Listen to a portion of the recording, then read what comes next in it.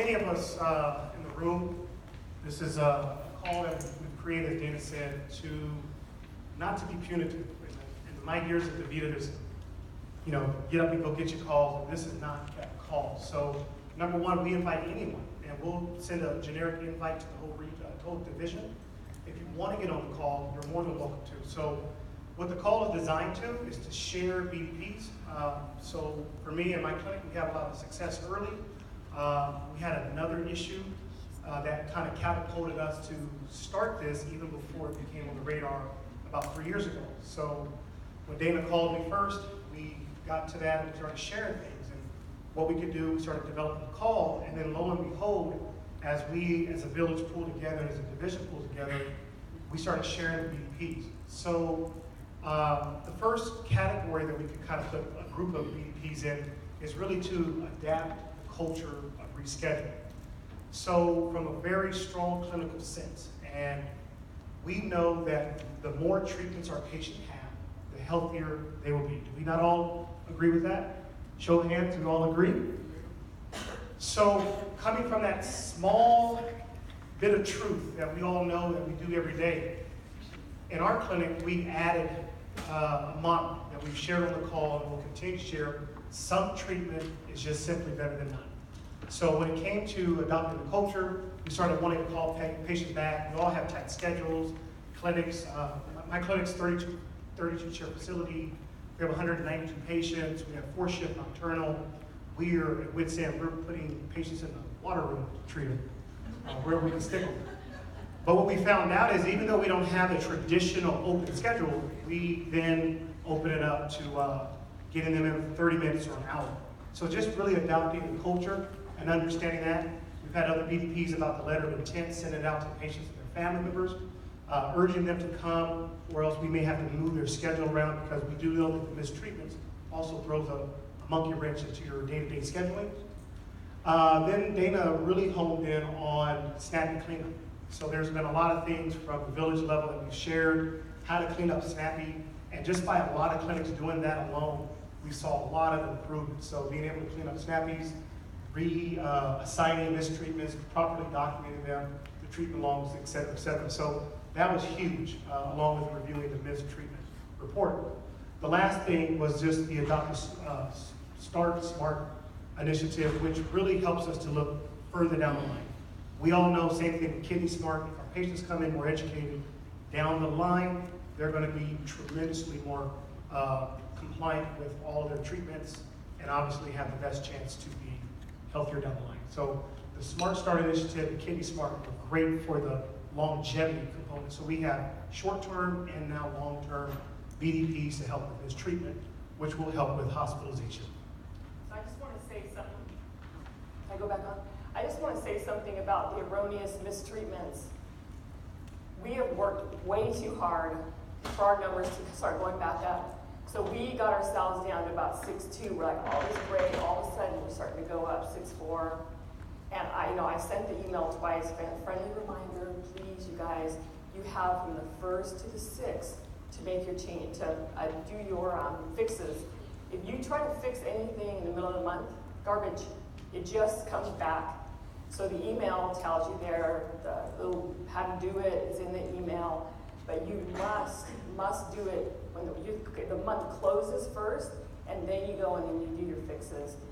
Because I believe that we are better than this. There is no way that this is what's affecting it. I think that we work too hard in putting a lot of these programs together, that we're just not getting credit for maybe it's just erroneous. I mean, I've talked to FAs calling me going, Dana, I found 5, Dana, I found 8. So they're out there, it's true. So you have to pay attention to this. Matria?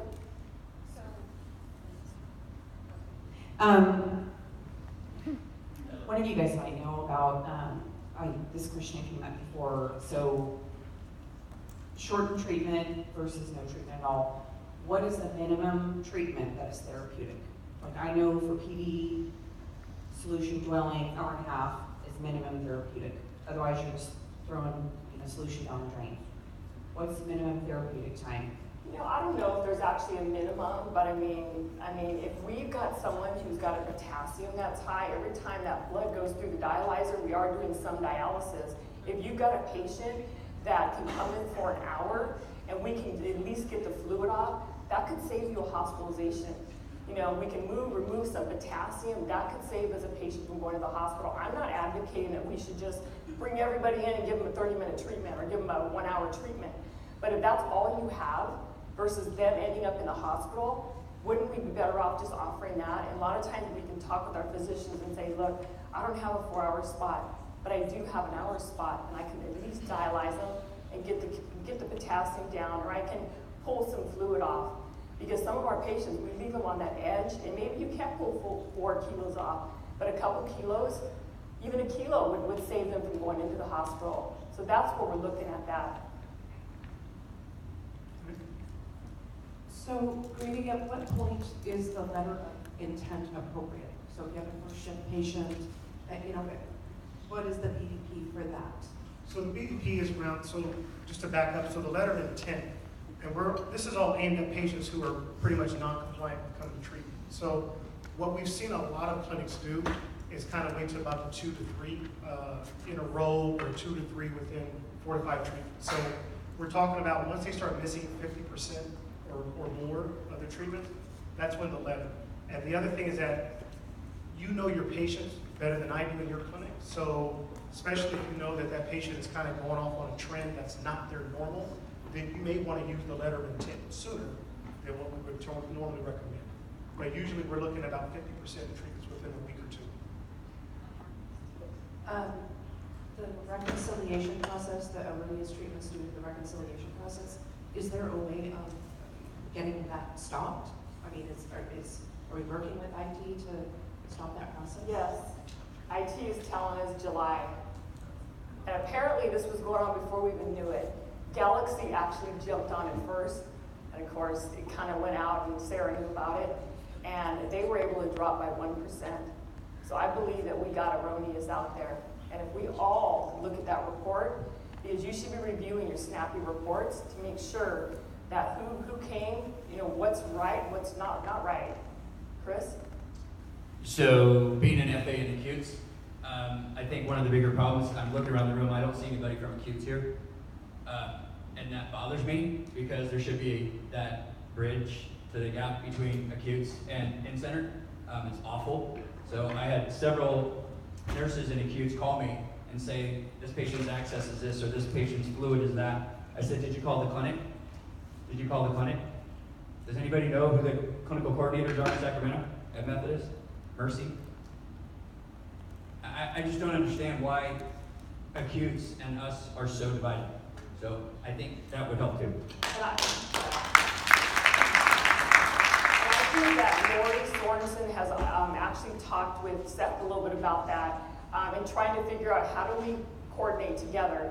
Because one of her asks are, when the patient's there on that last day of discharge, why can't we take them and dialyze them? We should be doing that. We should be dialyzing those patients.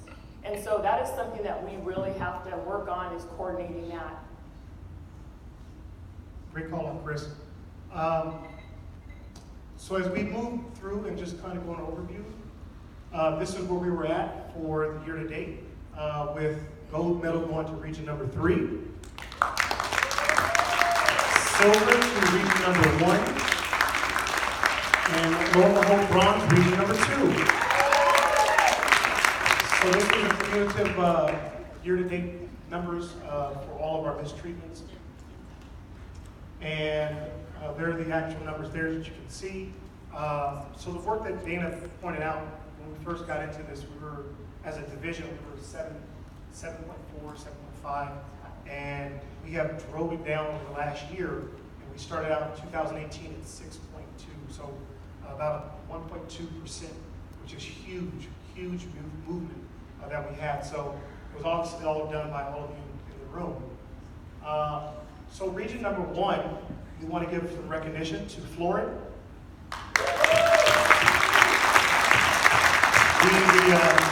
Florida being the leader at their region number 1 with a 3.84. And 2 clinics that we also want to highlight is Broadway and Marysville for making significant.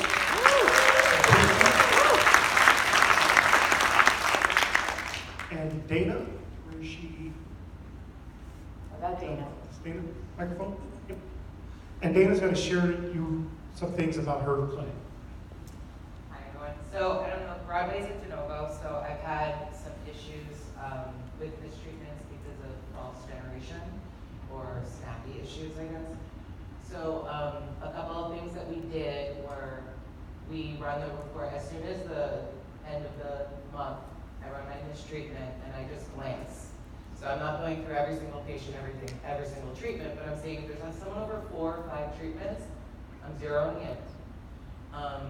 I was finding that my nurses, like new patients that were being admitted, were generating fast and they're coming into our system and they're counting for your mistreatments. So I would address that in Snappy and also in the event work list in Falcon. So there's an FA, she made fun of me, she's like, she just erases them. Well, I kind of do because they're false. So I'm not like falsifying it, but you have to address the ones that are hitting your numbers. We all know that for me, admissions is a thing, so when a patient comes in, they might not start right away. So my nurses do not generate treatment until a new patient comes to the clinic. So everything could be in order, but they cannot make the treatment appear into Snappy until the patient walks in and we know that they're coming. So you can see, so we started at 15%, and it's, we still have our problems with our patients that don't show. So, I mean, we haven't had great leaps and bounds with compliance, but with erroneous entries we have. So, it's worked. So, just do your reports. I know Dana said it's true. Those snappy reports will show you. We had a patient that was in hospice, and we just didn't properly discharge. We had 9 mistreatments from him 1 month. So, and then recently or 2 months ago, I had a patient, 6 treatments, he never came to our center. Visitors. The visitors have been killing us. I had like 8 mistreatments from a person. I'm like, I don't even know who this is, because he came to our clinic once. So those reports are really helpful. I do monitor them throughout the month. I don't really necessarily change them, like Dana says, until the end, until we're at the beginning. But I usually do when I run all my FHM reports for the next month. So that's how we do it. Erroneous mistreatments, we are better than this, you guys. Please, you've got to look at these reports. And I'm hoping that when I kept looking at the March DQI, waiting for it to come out, but it wasn't out this morning. But I think we can make a difference. That's something that will help us for sure. And Renee?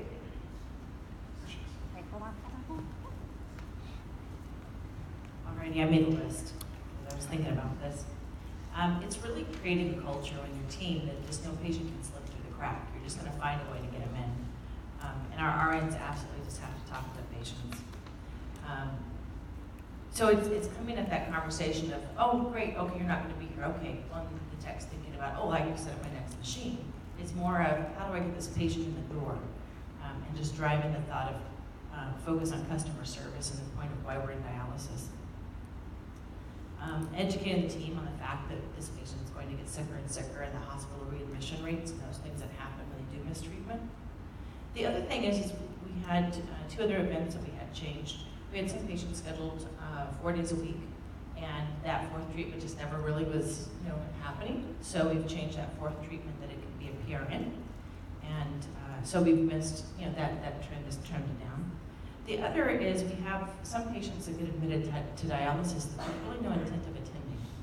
And in my Yuba City clinic recently, we had a patient that we hadn't been seeing since the middle of February, but yet when you call her, we're checking on her, oh yeah, I'll be there, oh yeah, I'll be there. And she continued the game of saying she was gonna come, but not attending.